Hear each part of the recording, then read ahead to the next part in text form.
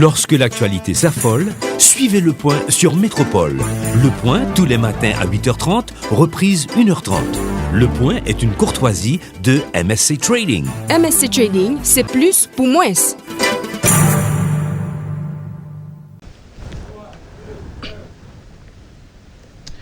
Bonjour. La crise persiste, on n'est pas sorti de l'auberge. Le président a créé une commission pour représenter le palais auprès des secteurs. L'opposition a sa commission également pour faciliter la passation de pouvoir. Mais à travers cette crise, il y a de graves conséquences. Aujourd'hui, les hôpitaux sont quasi dysfonctionnels, l'insécurité bat son plein, l'école ne peut pas fonctionner, donc on est dans une crise qui a des impacts sur tout, notamment l'économie, avec une inflation de 19,5%. Et si on parle des produits alimentaires, on parle de 22,6% d'augmentation sur un an. Donc la crise est là, il faut trouver une solution. Dans ce contexte, on a de nombreuses propositions de sortie de crise. Il faut continuer à réfléchir, il faut continuer à essayer de comprendre d'où vient cette crise, comment on peut la résoudre. C'est dans cette optique que ce matin, j'ai avec moi le professeur Irard Jadot, qui est professeur en sciences politiques, chercheur, éditeur, qui, pendant longtemps, a été chercheur en planification à l'Université du Québec à Montréal. Professeur, bonjour, bienvenue. Bonjour, merci. Professeur Irard Jadot, on est là dans un contexte particulier, contexte de crise. Évidemment, il serait mieux aujourd'hui qu'on puisse parler de perspectives, de regarder Haïti dans les 25 prochaines années. Mais non, malheureusement, on va devoir parler du factuel. Aujourd'hui, on a une crise. Quel regard portez-vous sur ce qu'on vit en Haïti aujourd'hui? Oh, je porte un regard d'abord d'analyste. Je ne suis pas un acteur, et je dirais un acteur engagé dans la lutte politique.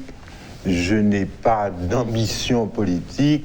Je suis simplement un professionnel avec comme métier et comme formation la science politique et l'anthropologie. Et à partir de ces lunettes-là, j'essaie de remplir mon rôle dans la cité en essayant de dégager les perspectives et de lire la situation d'une manière originale.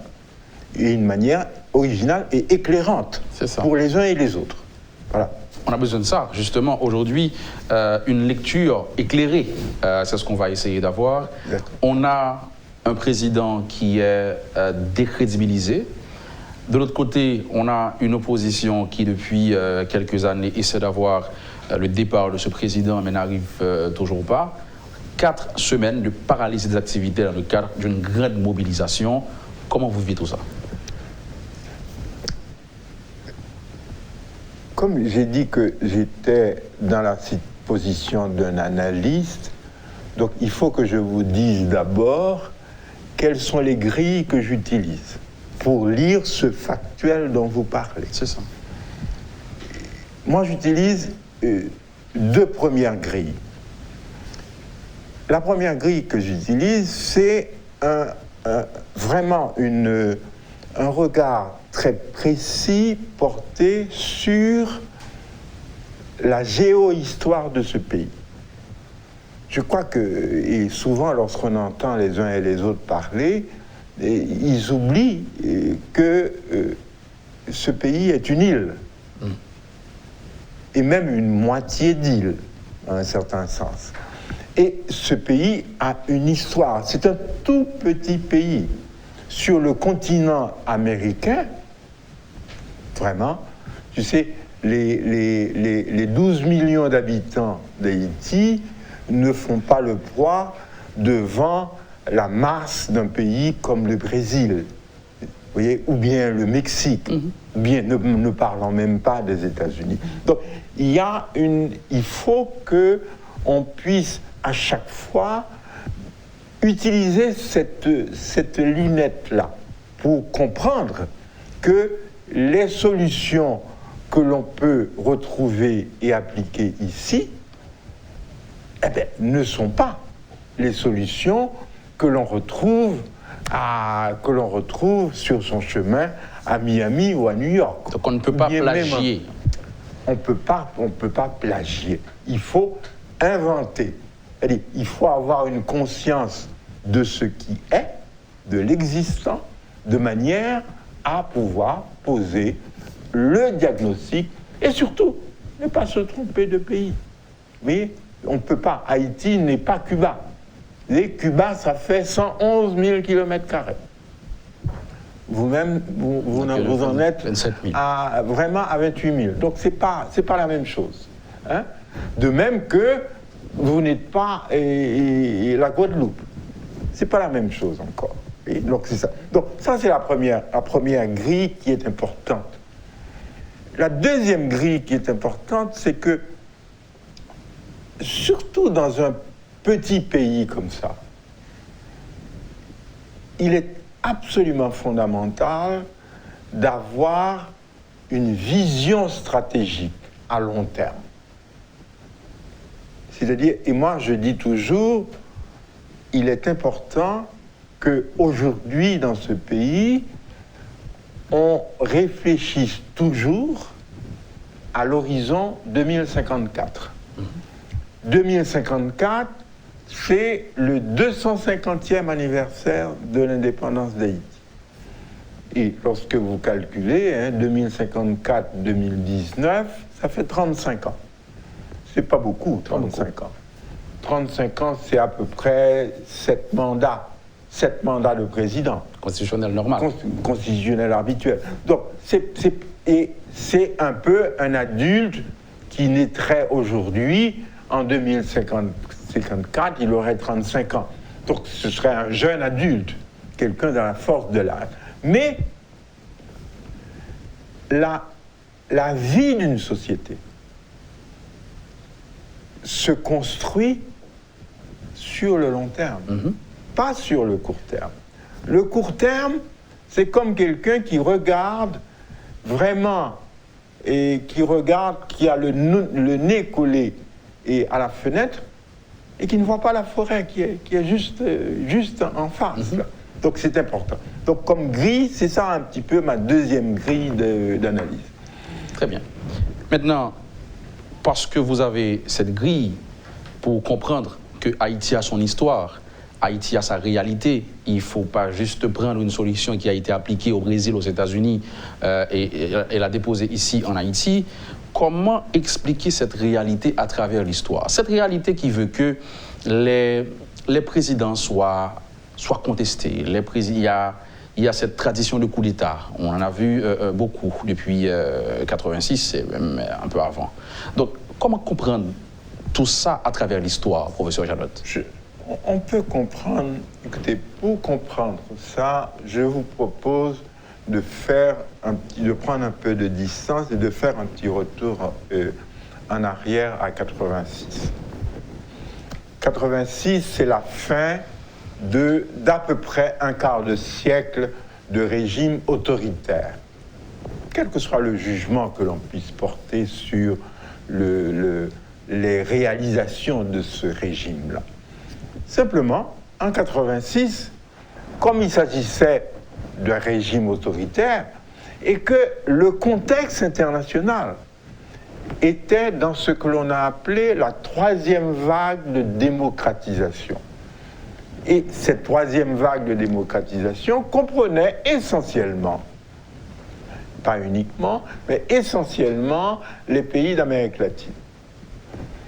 C'est-à-dire, vous voyez, l'ensemble des pays d'Amérique latine avaient traversé la période d'avant 86 dans des régimes autoritaires, militaires, dictatures, etc. Et Haïti était dans ce lot-là. Ce qui fait que on a tous focalisé notre attention sur le passage de l'autoritarisme à la démocratie. D'accord ? Mais dans une société, il y a deux volets. Il y a le volet, le régime politique. Quel est le régime politique que l'on va adopter pour que les changements de président, les changements se fassent? Et il y a d'un côté le développement. C'est-à-dire un peu des problèmes un petit peu plus économiques, un petit peu plus concrets. Comment faire fonctionner cette société? C'est ça. Vous voyez?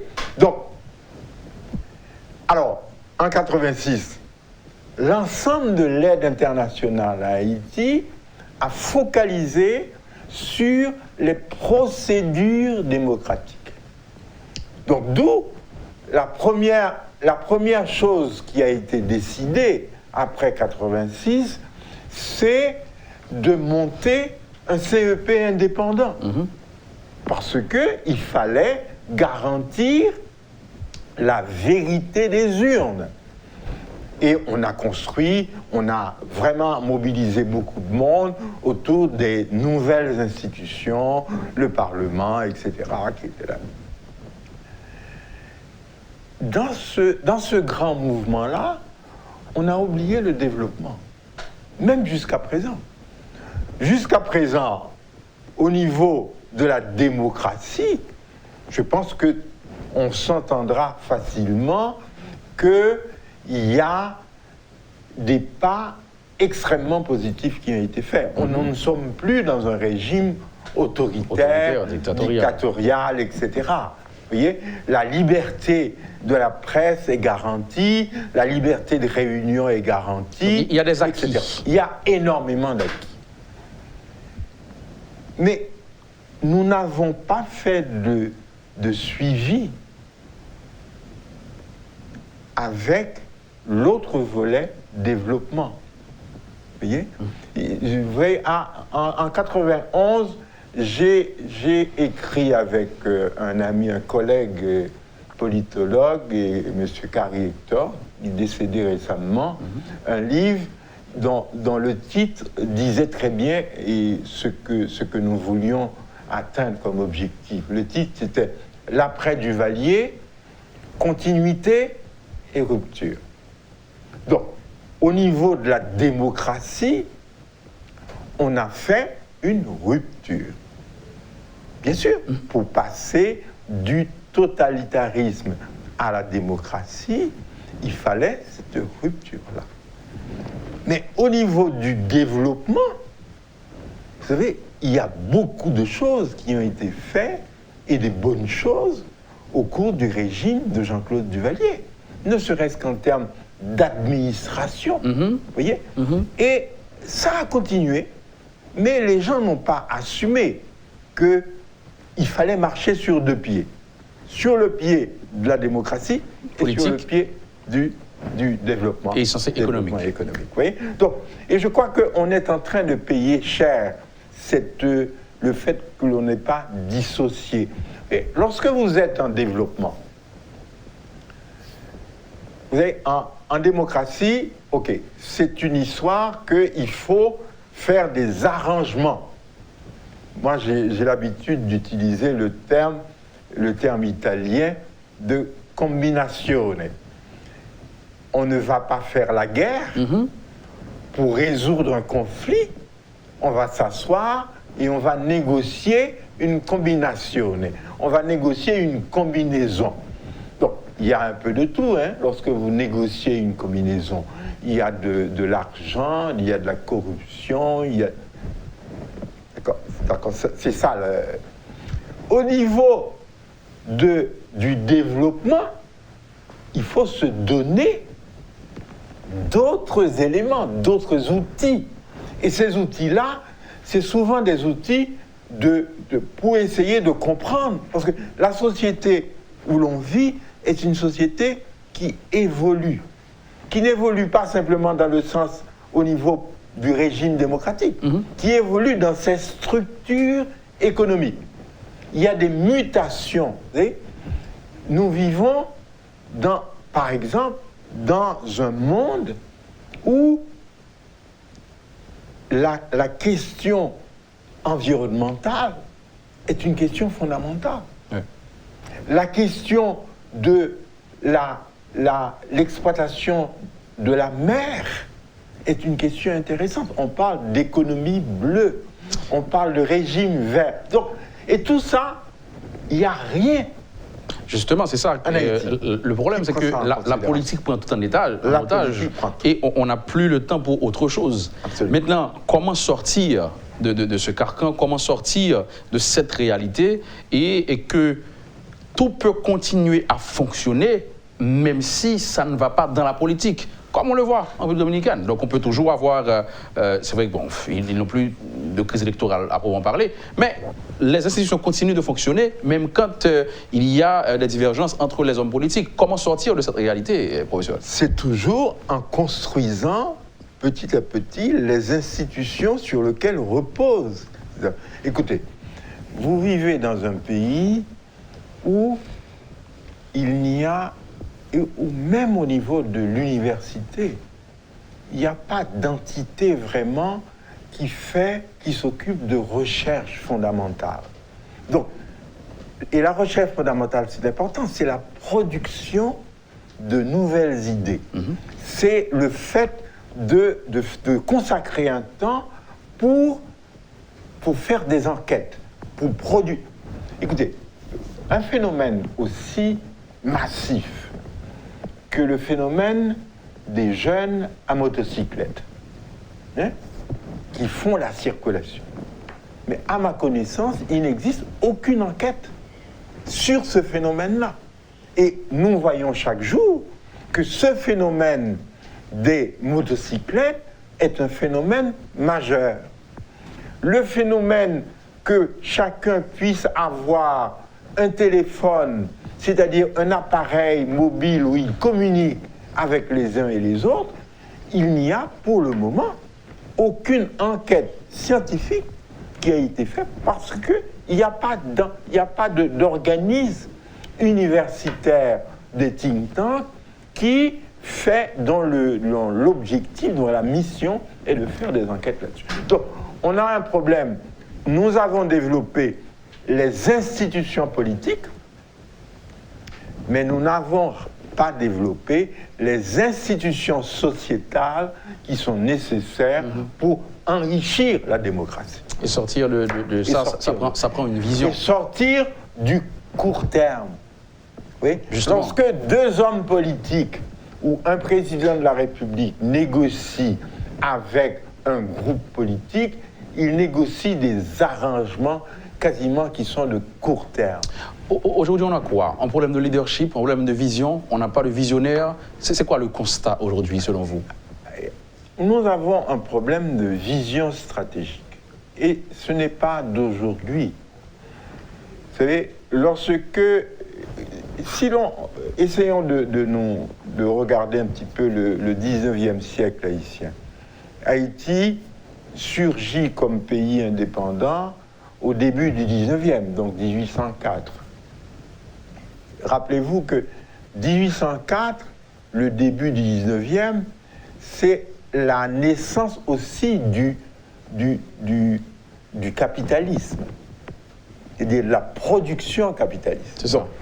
Ce qui fait que vous sortez du mode de production esclavagiste, localement implanté, et qui a donné des résultats extraordinaires, mais vous n'êtes pas rentré dans le capitalisme qui commence à se mettre en place dans les pays européens, qui est un nouveau mode de production. Au contraire, ce que vous faites et ce que vous pouviez faire à ce moment-là, c'était d'inventer un mode de production qui est axé sur la petite propriété terrienne. C'est-à-dire, et c'est à ce moment-là, c'est pour ça que les premières décennies du 19e siècle, Haïti était un pays extrêmement riche. Parce qu'il y avait une demande mondiale pour les produits, pour le sucre par exemple, pour le café. Il y avait des demandes. Et c'est pour ça que les ports haïtiens avaient à longueur d'année des navires étrangers, même si aucun de ces pays ne nous reconnaissait comme nation. On a fait quelque chose à offrir. Ils faisaient du commerce avec nous. Et vous avez, la plupart des historiens, identifie très bien les 50 premières années de la naissance de ce pays. Vous avez ce que l'on appelle un bonheur vivrier, c'est-à-dire où vraiment les campagnes produisent beaucoup, où il y a beaucoup d'exportations et où il y a une Haïti qui est extrêmement décentralisée. Vous voyez, c'est pas aujourd'hui. Aujourd'hui, vous avez la métropole de Port-au-Prince qui bouffe tout, tandis qu'au XIXe siècle, c'est les 10 ou 12 ports ouverts au commerce qui sont des foyers. Écoutez, lorsque, au XIXe siècle, vous savez, il y a la plupart des villes de province, chacune des villes de province, vous avez un journal. Vous imaginez ça? Vous imaginez ça dans un pays où aujourd'hui, il existe un ou deux Seulement quotidiens. 2 quotidiens dans la capitale. À Port-au-Prince, pas plus que ça. Il existe 2 ou 3 librairies à Port-au-Prince. L'occupation américaine va venir, et l'occupation américaine, justement, pour combattre l'instabilité politique, va fermer tous les ports ouverts. Il ferme tous les ports. Ne serait-ce que pour contrôler pour mettre de l'ordre dans les douanes. Et le régime de Duvalier, par crainte des invasions, va encore fermer les ports de province. Donc, il y a une vie de l'Haïti profonde. Donc c'est pour expliquer qu'on a toujours manqué de vision. Donc c'est pas, ça ne date pas d'aujourd'hui. Ça ne date pas d'aujourd'hui. On va marquer la pause, professeur, mais avant j'ai envie de vous demander, parce que vous parlez de démocratie et de cette transition, je dirais, qui a été mal faite, si on peut le dire ainsi. Aujourd'hui, on entend beaucoup d'hypothèses, beaucoup de gens pensent que la démocratie nous fait beaucoup de tort, beaucoup de mal. Aujourd'hui, est-ce que c'est la démocratie qui est le problème ou notre façon à nous d'adopter cette démocratie? Non, je pense que définitivement, ma conviction est faite. Le problème aujourd'hui n'est pas un problème politique, n'est pas un problème de démocratie. Parce que les institutions démocratiques existent. Ce qui est un problème, c'est que nous n'arrivons pas à produire de la richesse collective dans ce pays. Donc c'est un problème de développement. Il faut que nous puissions arriver à nous donner une vision de notre développement à long terme. Oui, mais avec l'instabilité politique, c'est impossible. Non. Il faut qu'il y ait une entente entre les gouvernants de ce pays pour dire, écoutez, aucun pays ni aucun organisme des Nations Unies ne peuvent nous dire, et surtout pas le corps groupe, voilà la vision que vous devez avoir de ce pays à l'horizon 2054. Il faut que ce soit les Haïtiens, les responsables haïtiens qui s'assiedent à un moment donné et qui disent voilà ce que nous voulons. Et il n'y a aucun corps groupe, il n'y a aucun pays étranger qui va faire ça pour vous. C'est peut-être là l'importance de cette conférence nationale, tant souhaitée, tant demandée, mais qui n'arrive toujours pas. Il faut à un moment donné que les Haïtiens puissent se dire on va aller vers ça et on va se donner tel ou tel moyen. Maintenant, il faut d'abord trouver un consensus politique pour le faire. Et c'est là que le bas blesse. On a entendu beaucoup d'appels au dialogue et jusque-là, il n'y a pas eu de dialogue. Professeur, marquons la pause. On sera de retour très vite pour aborder d'autres sujets. Irard Jadot, professeur en sciences politiques, chercheur, éditeur, est avec nous sur le plateau de Le Point ce matin. Merci de rester avec nous. On marque une pause. On sera de retour très vite après. Le Point est une courtoisie de MSC Trading. MSC Trading, c'est plus pour moins. Merci d'être encore avec nous à la rubrique Le Point de ce matin. Il est professeur en sciences politiques, chercheur, éditeur. Il a travaillé pendant longtemps à l'Université du Québec à Montréal en tant que chercheur en planification. Et ce matin, il nous aide à comprendre ce que nous vivons aujourd'hui, mais aussi ce qu'on peut espérer pour les prochaines années. On essaie de comprendre la situation, notamment à travers cette crise. Professeur Irard Jadot.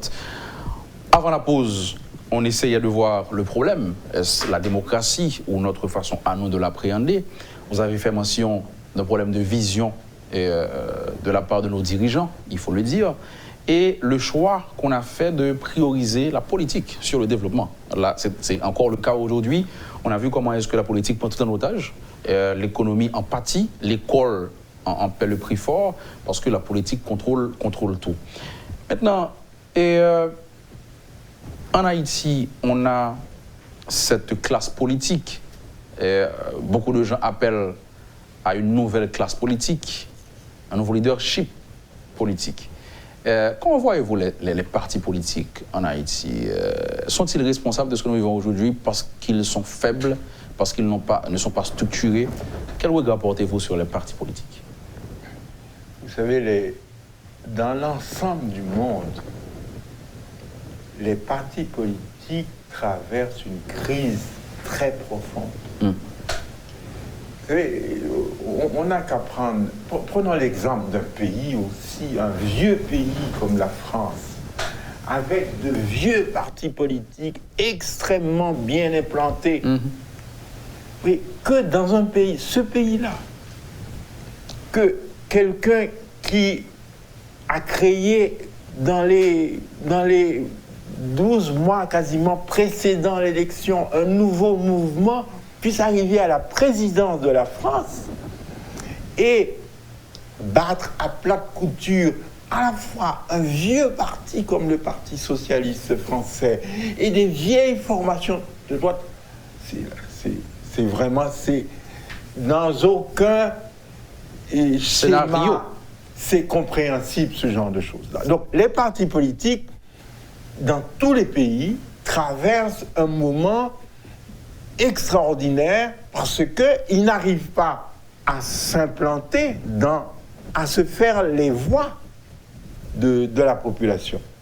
Donc, et comme il n'y a plus, et c'est ça qui est une des choses importantes, surtout en Haïti aussi, vous savez, pendant à peu près le 19e et le 20e siècle, les partis politiques ont vécu une période de compétition idéologique intense. Vous voyez, on était de droite, ou on était de gauche, ou on était du centre. Aujourd'hui, ces notions-là n'ont plus aucun sens. Donc, à mon avis, même l'absence de compétition idéologique fait que les partis politiques actuels ont quasiment oublié deux choses fondamentales.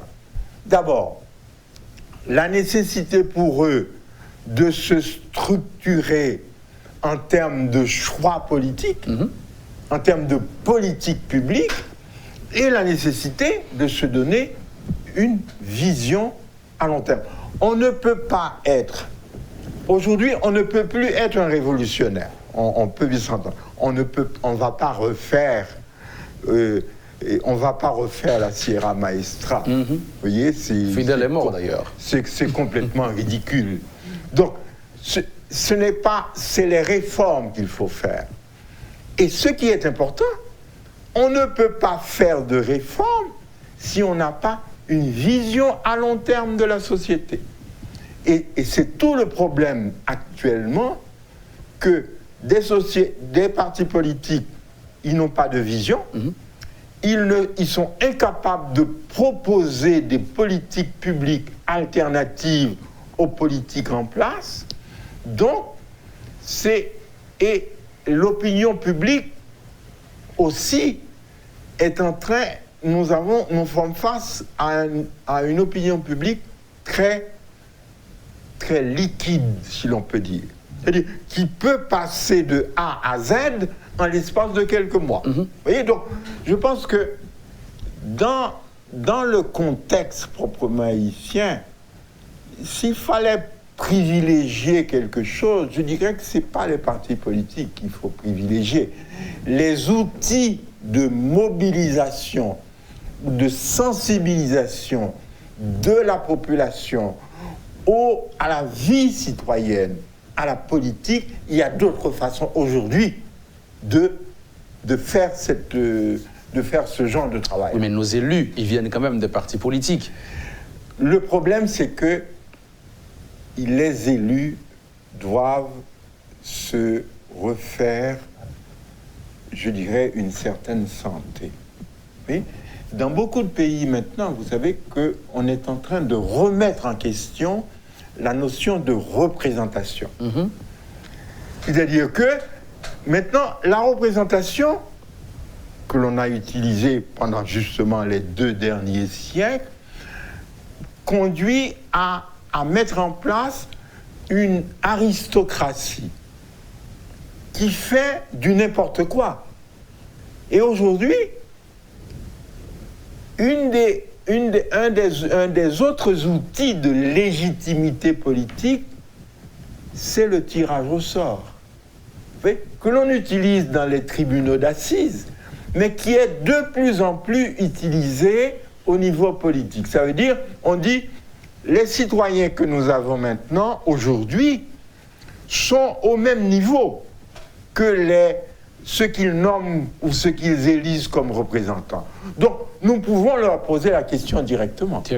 Nous pouvons choisir, faire le choix d'une chambre autre que le Sénat et la Chambre des députés, mais qui ne soit pas une chambre d'élus, mais une chambre de citoyens choisis au hasard. Donc on va directement vers les citoyens. Directement. Est-ce la fin d'un système? Est-ce que ce système a échoué et il faut repenser? À mon avis, on se retrouve aujourd'hui à la toute fin du système actuel de représentation politique.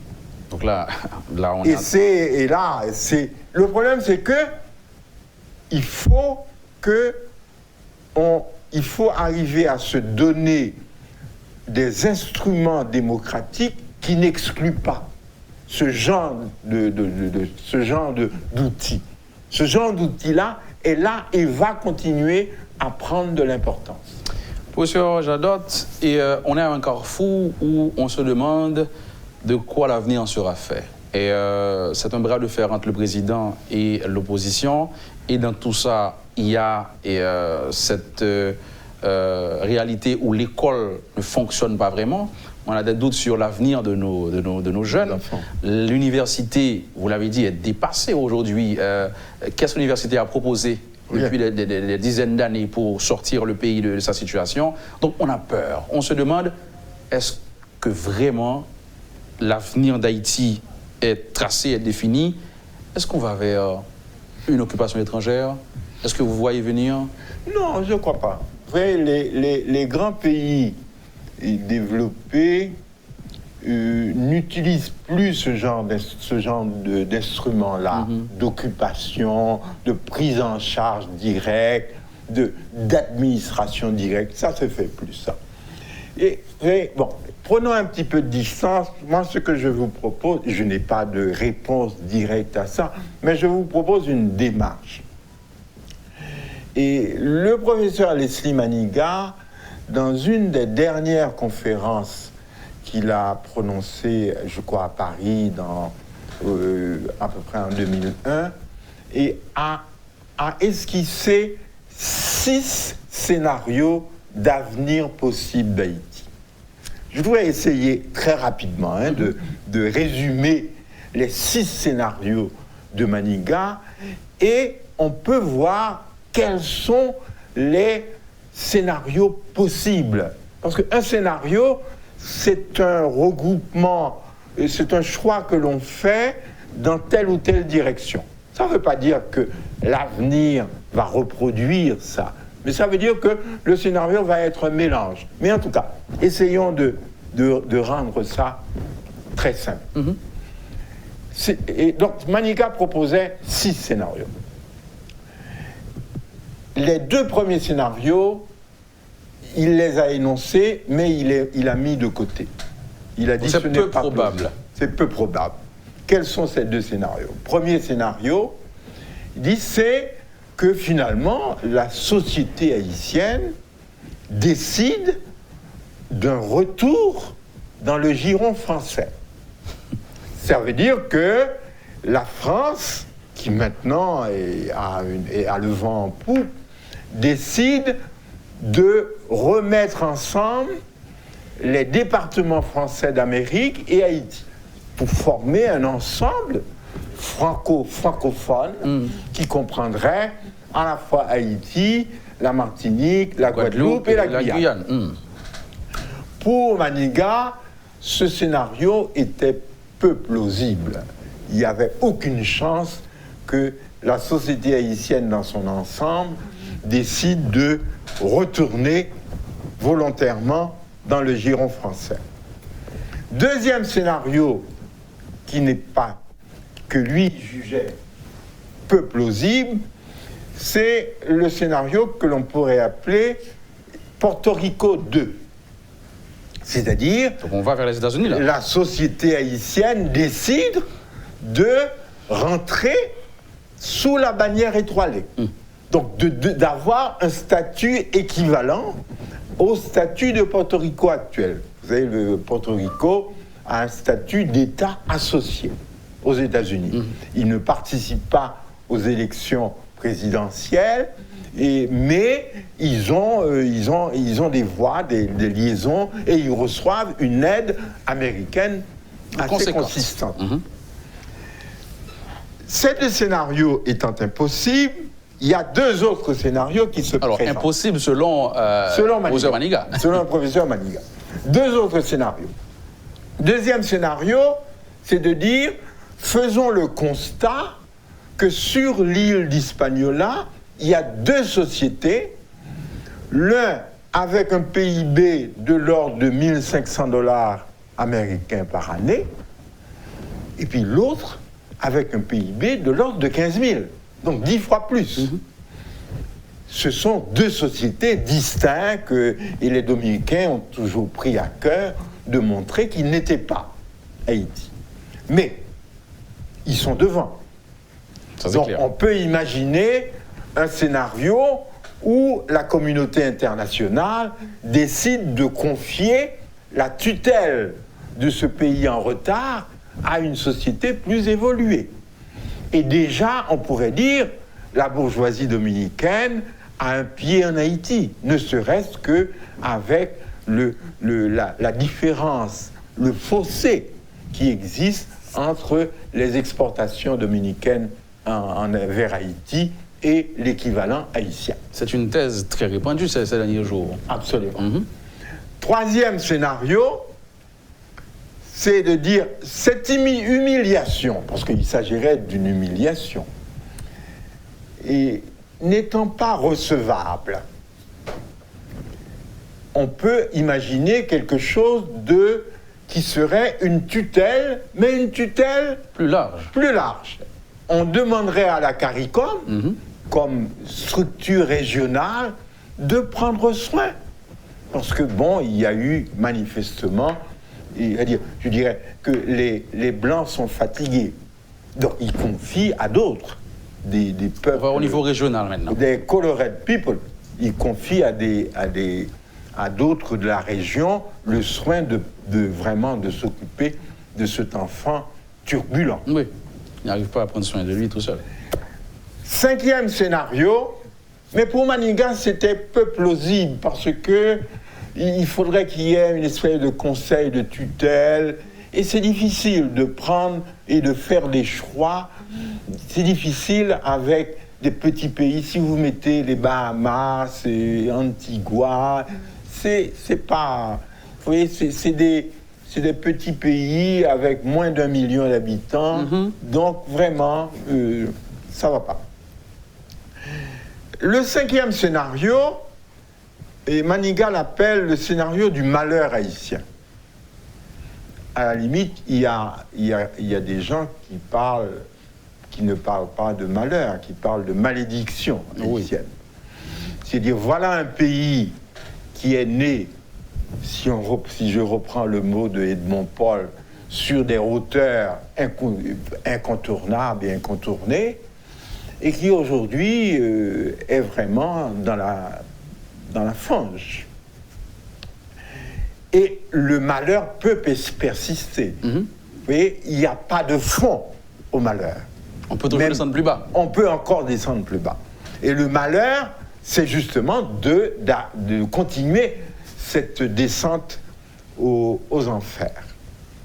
Et enfin, le dernier scénario serait le scénario du miracle haïtien.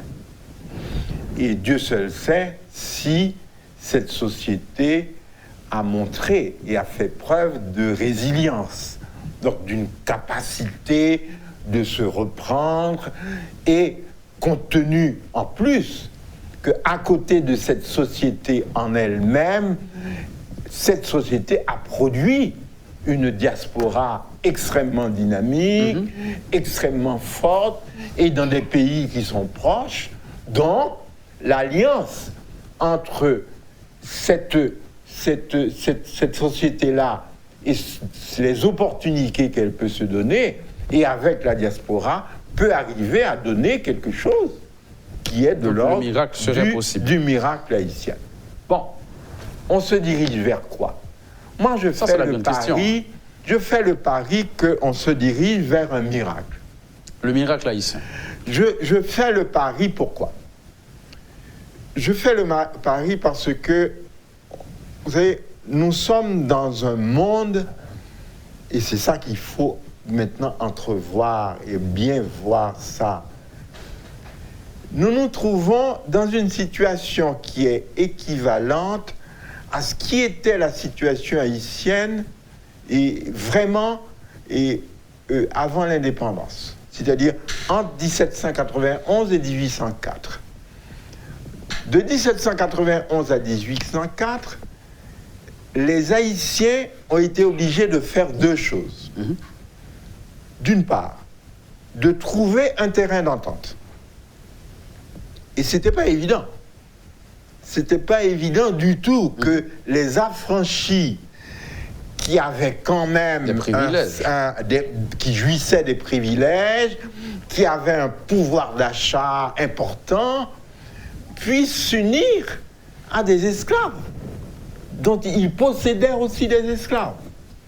Donc, il y a eu quelque chose qui s'est produit et qui est très simple. Je pense que, et celui qui nous donne l'illustration de ce genre d'entente, c'est Pétion. Pétion arrive, retourne en Haïti dans les vaisseaux, dans les vaisseaux de Leclerc. Mais lorsqu'il arrive, il dit très bien: si les Français gagnent, on va rétablir l'esclavage. Et si on rétablit l'esclavage, je vais me retrouver à Madagascar. Il n'y a pas d'autre solution. Et Napoléon ne va pas faire dans la finesse. Et c'est uniquement ça qui nous donne ce réflexe. Une motivation. La motivation qui fait que les affranchis en général, les mulâtres haïtiens, disent le pari que l'on puisse faire, c'est le pari d'une alliance. On est dans le même bateau, donc mieux vaut avancer ensemble. Absolument. Maintenant, et non, j'oublie que il y a quand même le deuxième volet. Allez-y. Le deuxième volet est simple. Et le deuxième volet est symbolisé par Toussaint Louverture. Toussaint Louverture fait une analyse géopolitique de la situation mondiale.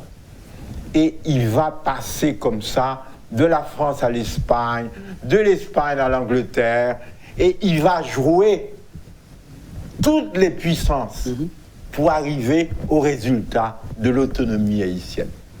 Et donc, lorsque je regarde nos leaders politiques incapables de faire une analyse géopolitique, parce que vous êtes dans une situation équivalente, c'est-à-dire où la puissance américaine, l'hégémonie américaine n'est plus. C'est fini ça. Vous êtes dans un monde multipolaire, c'est-à-dire avec aussi bien les États-Unis comme puissance, mais avec le Brésil, avec le Mexique, avec la Chine. Donc, si vous, comme petit pays de 28 000 km², vous n'êtes pas capable d'avoir l'intelligence stratégique pour comprendre où sont vos intérêts collectif. C'est ça. Et c'est ça qui est le génie de Toussaint Louverture. Donc ça veut dire que ce qui est important aujourd'hui, en 2019, c'est que vous puissiez avoir un nouveau Toussaint Louverture. Donc les conditions sont réunies pour une entente. Absolument. Et malgré la réalité, nous prouvons le contraire, avec tous ces appels au dialogue et que jusqu'à présent, rien n'est fait. Et Haïti, malheur et miracle, si on peut le dire ainsi. Entre le malheur et le miracle. Entre le malheur et le miracle. Le malheur est collectif, le miracle peut être individuel, parce qu'aujourd'hui, on a des petits miracles. On a ceux qui essaient quand même de se débrouiller avec le peu qu'ils puissent avoir, nos peintres, nos écrivains. Non, le miracle, c'est de miser sur l'intelligence collective. Oui, mais pour l'instant, on n'a que des miracles individuels. Oui, on n'a que des miracles individuels. C'est pour ça qu'il nous faut des dirigeants qui misent sur l'intelligence collective. Et miser sur l'intelligence collective, c'est un gros mot pour dire qu'il faut prioriser l'éducation, la santé. C'est ça que ça veut dire. Vous misez sur le fait que chaque Haïtien est un petit Mozart qui est en train de sommeiller là. Est un grand musicien, un grand mathématicien. C'est ça qui est l'intelligence. Ça prend des gens ça prend des visionnaires. Gens ayant une vision. C'est ça, c'est justement ça la question. Une vision stratégique. Donc, et il faudrait faire un cours pour tous les candidats aux fonctions politiques. Il faut arrêter d'improviser, de tâtonner. Absolument. Il faut avoir une vision claire, bien définie et savoir vers où on va. Maintenant, c'est aussi là peut-être que l'international sera utile. Quand vous avez votre vision claire, votre objectif, votre cible, l'international peut entrer dans votre moule et ne pas venir vous imposer. Et l'international n'a pas les moyens d'avoir une vision. Le corps groupe c'est une addition des intérêts collectifs de chacune des nations qui composent le corps groupe. Le corps groupe ne peut pas dire nous allons avoir une vision stratégique d'Haïti d'ici à 2054. C'est absolument, je dirais que c'est épistémologiquement impossible. Donc c'est à vous de définir votre vision. Maintenant, demandez aux étrangers de venir vous aider à travers votre vision. Professeur Jadot, merci. Ça a été un plaisir de vous parler ce matin. Merci. Je vous en prie. Irard Jadot, professeur en sciences politiques, celui qui, après plusieurs années au Canada, est revenu en Haïti à créer les éditions de l'UEH. Il faut le souligner, il est éditeur dans le sang, il l'a dit d'ailleurs. Chercheur, professeur en sciences politiques, il était avec nous sur le plateau ce matin de la rubrique Le Point. Merci à vous d'avoir été avec nous. On essaie de trouver des solutions, on essaie de comprendre la crise, on essaie de guider nos dirigeants, puisqu'il faut le faire, comme le professeur l'a dit, c'est notre pays, c'est à nous de trouver des solutions, bien sûr, d'où l'importance de cette émission. Merci d'avoir été avec nous. Excellente journée sur Métropole, bon week-end. Mon nom c'est Luc Nergaro et à bientôt. Lorsque l'actualité s'affole, suivez Le Point sur Métropole. Le Point, tous les matins à 8h30, reprise 1h30. Le Point est une courtoisie de MSC Trading. MSC Trading, c'est plus pour moins.